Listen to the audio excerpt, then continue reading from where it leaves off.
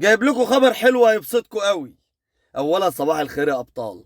تم احالة القضية رقم 1188 لسنة 26 لجنايات بنها الخاصة بواقعة الشاب اللي لبسوه بدلة رأس في الشارع، وتم احالة كل المتهمين للجنايات. واتحط بصراحة القيد والوصف بتاع النيابة العامة يبسط. الاتهامات اللي النيابة العامة عرضتها على المحامي العام والمتهمين طلعوا بيها للجنايات تفرح. ان شاء الله الشاب هياخد حقه كامل مكمل بالقانون، وان شاء الله هنحضر في الجلسة معاه، وبإذن الله بإذن الله ربنا ينصرنا، عشان ده درس للمجتمع كله بتاعنا.